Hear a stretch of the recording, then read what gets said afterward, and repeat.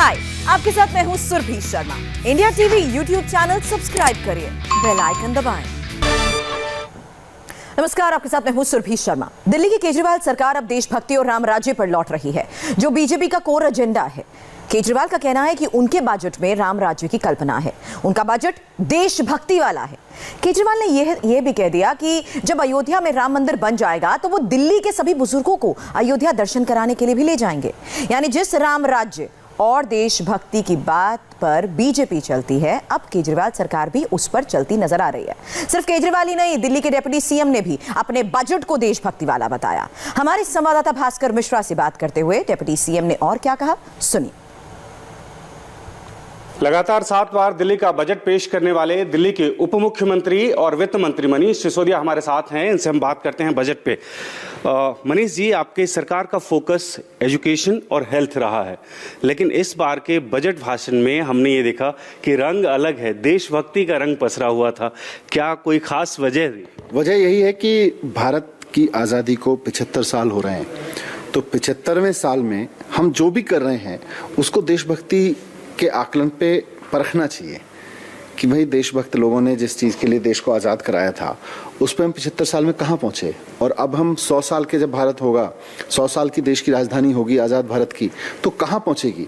तो देशभक्ति बजट का सबसे बड़ा मकसद ये है कि हम 75वें साल में हर चीज़ को देश की उस भावना से जिसके लिए देश को आज़ाद कराया गया था उससे जोड़ के देखें। और ये कहा जा रहा है कि देशभक्ति का कैरिकुलम आपके पास, बीजेपी का एजेंडा तमाम जो देशभक्ति के पिछले 8 साल से आरोप लगा रहा है कि एक ऐसी देशभक्ति लोगों को सिखा रहे हैं जो कि गलत है, तो वो कहीं ना कहीं आप लोग फॉलो कर रहे हैं। अगर देशभक्ति से किसी को कोई प्रॉब्लम है तो वो अपने बारे में सोचे कि उसको क्यों प्रॉब्लम है। हमारी सरकार के लिए 75 साल के भारत होने के मौके पर, आज़ाद भारत होने के मौके पर देशभक्ति बहुत इम्पॉर्टेंट है। हमारे लिए बहुत इम्पॉर्टेंट है कि हम अपनी देशभक्ति को शिक्षा से जोड़ें, पर्यावरण से जोड़ें, हमारी महिलाओं की सुरक्षा से जोड़ें, पर्यटन से जोड़ें, हम आम आदमी की कमाई से जोड़ें देशभक्ति को, और यही हमने कल किया है। अब इस पे जिसको दिक्कत है उसको रहे यार, अपने को क्या है, जिसकी राजनीति खराब हो रही है हो।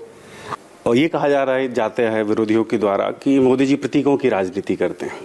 आप लोगों ने अपने बजट में ये कहा कि हम 500 जगह पे बड़े बड़े तिरंगा लगाएंगे।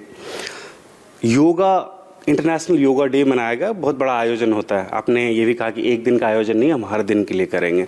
कोचेस हम अलग अलग इलाके में नियुक्त करेंगे। क्या एक तरह से फिर उसी ट्रैक पे नहीं जा रहे हैं जिसका आरोप मैंने पहले भी आपको प्रमाण? नहीं, योगा मोदी जी भी कराएं, बीजेपी कराए, बीजेपी करे भी सिर्फ कराने की बात ना करे, वर्ष में एक बार करे भी।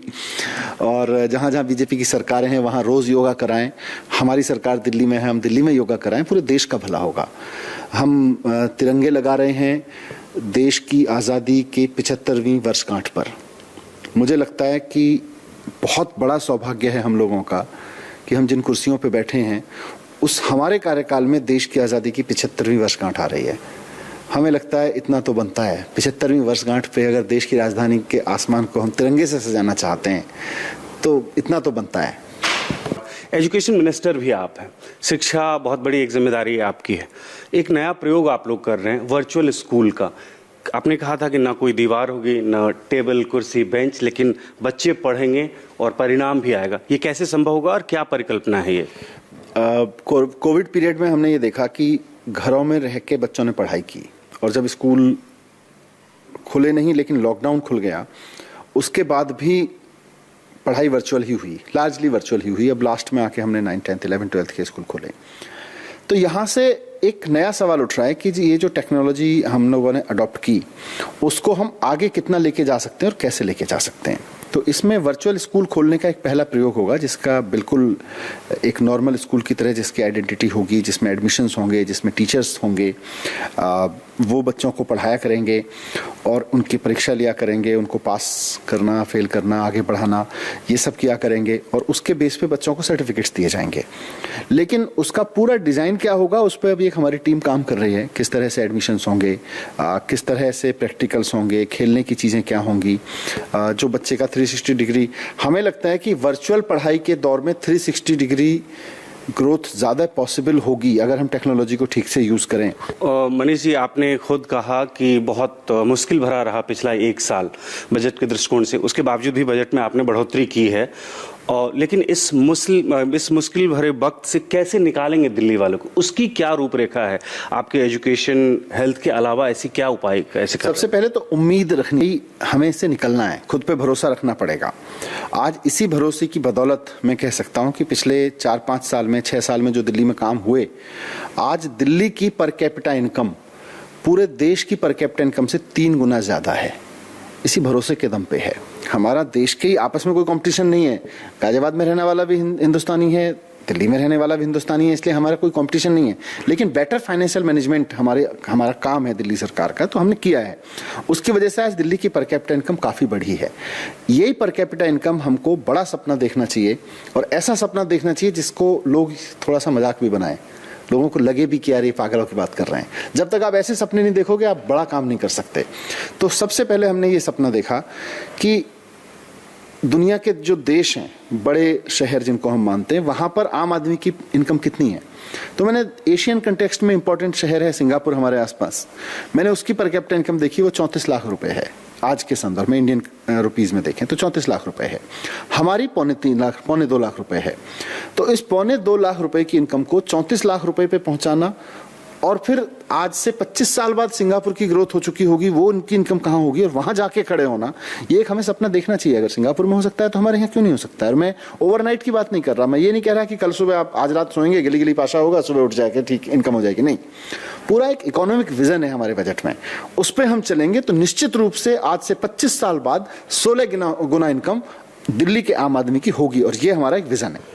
इस विजन के बारे में भी ये कहा जा रहा है कि मोदी जी 5 ट्रिलियन इकोनॉमी का सपना दिखा रहे हैं, और आप कह रहे हैं कि अब से 25 साल बाद हम सिंगापुर के बराबर पर कैपिटा इनकम कर लेंगे।